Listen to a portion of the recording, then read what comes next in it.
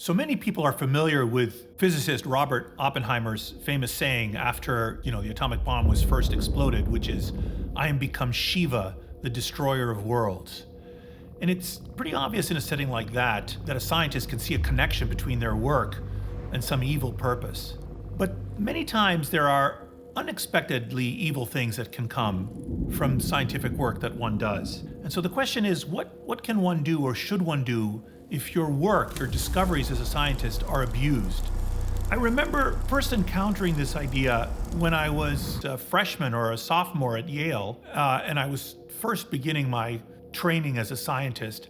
And I took a course in bioethics that was taught by a botany professor. This botanist was a man by the name of Arthur Golston. And Arthur Golston told this story in class, how when he, in the 1940s, when he was getting his PhD in Indiana in botany, he was studying the chemicals that plants use to increase their flowering. And at the time, soybean yields was a very important topic. Like, how can we increase the yields of soybeans for farmers in Indiana? So Golston does this research and he discovers certain plant hormones that are responsible for flowering. And in fact, there's a particular chemical called TIBA that can be used, TIBA, that can be used to accelerate the flowering of the soybeans. But if you use too much of it, actually it kills the soybeans.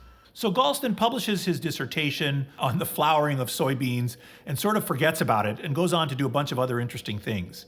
But it turns out in the 1950s, scientists at Fort Detrick had discovered his dissertation and realized that some of his discoveries, with modifications, could be used to create defoliating agents.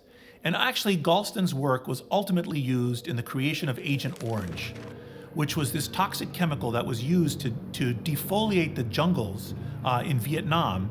And many Vietnamese and many American soldiers were exposed to Agent Orange and suffered all kinds of adverse health consequences as a result, in addition to all the destruction that was done to the natural environment in that part of the world. And it was this experience that Golston had that motivated him to more deeply explore and understand the ethical ramifications that can come even from seemingly innocuous or beneficial scientific discoveries.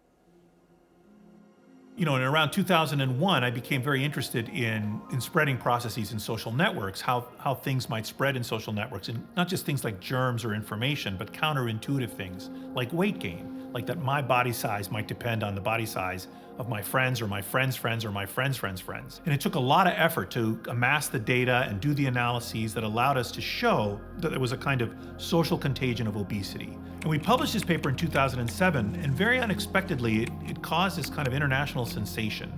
And it was on the front page of the New York Times and the Washington Post. It was covered in newspapers around the world. So the American headlines were things like, "Are you gaining weight? Maybe you should ditch your fat friends." I was inundated with thousands of emails and a fair amount of hate mail and even some death threats. But I was stunned by those headlines because we did not anticipate that. Our work was not about how you should cut ties to people because they were gaining weight.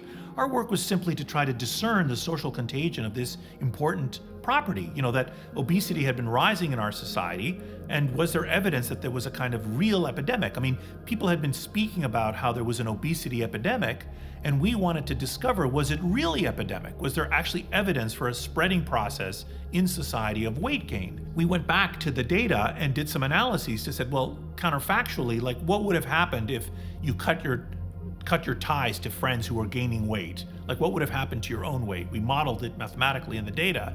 And we found that while it was the case that you would gain some health benefit in terms of your weight not increasing as much if you cut ties to overweight friends, any such benefit was countermanded by the fact that you've now lost a friend, which is adverse to your health. But that was just a mere happenstance that happened to be the case. The more challenging sort of conceptual issue would have been, well, what if it hadn't been the case?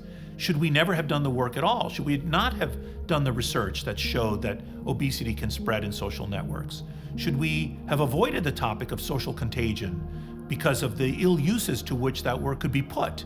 And my answer to those questions would be no. My belief is that we need to go where the science takes us. Whatever the findings are, our primary commitment is to the truth. I think we need to be responsible for the use of our work. I think we need to stay engaged with our work. I think we need to be mindful of it. I'm not suggesting that we should just put our head in the sand and ignore any applications or use of our work. But I don't think that we should let the fear of the application of our work dictate our commitment to the truth. And this was ultimately the same conclusion that Golston came to, that he realized that even the most innocuous work could have societal implications, and that therefore it was the duty of a scientist to stay engaged with their work even after it was published in some obscure scientific journal, to stay engaged with the societal consequences and to act as an advocate in some sense for the proper use of their work.